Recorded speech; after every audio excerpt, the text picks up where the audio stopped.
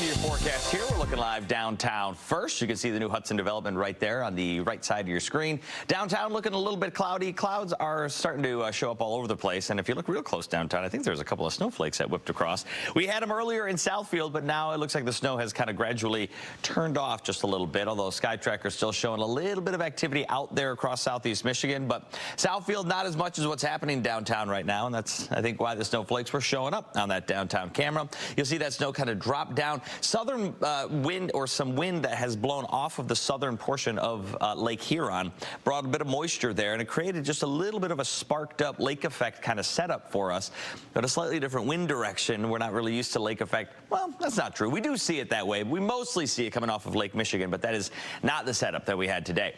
All of that said, this is just a light little round of snow. The heavier snow, the accumulating snow, will happen Thursday morning through Thursday afternoon. So let's take it to that. Here's tomorrow afternoon, 2:30 p.m. on Wednesday. Things looking pretty quiet before the snow arrives. It's been the case pretty much every snowstorm, it feels like, this season. We're right on the line of rain or snow once again. So there you go, 10 a.m. Thursday. You see some heavier snow tracking through the state, but some of these southern spots down in Monroe County, Lenawee County, you're right there in the rain zone as opposed to the snow zone.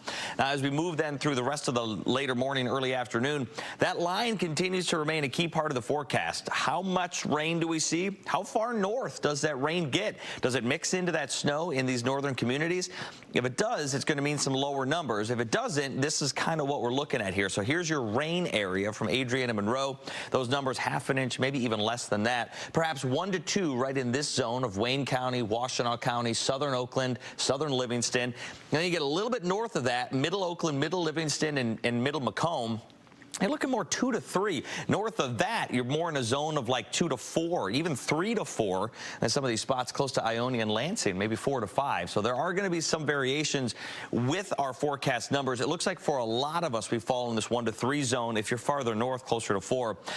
Perhaps another round of some lighter snow on Friday, and then perhaps another round of lighter snow on Sunday, too. So we're transitioning back into a more winter pattern after dealing with a couple of 60-degree days last week. Today, 38. More clouds already rolling in. A little bit cooler out there today because of the clouds, so I went 38. Dropping it down to 22 tonight. Valentine's Day looking quiet. On Thursday, there's your weather system that comes through. Rain, snow, a little bit of both.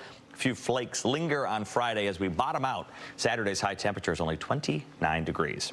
All right, check this out. A decades-old shipwreck surrounded by tragedy has been discovered in Lake Superior. The Arlington was transporting wheat to Canada in 1940 when a storm moved in. The captain ordered the crew to sail into open waters. Sadly, he died, but his entire crew survived. The Great Lakes Shipwreck Historical Society discovered the nearly 250-foot transport ship more than 30 miles north of Copper Harbor.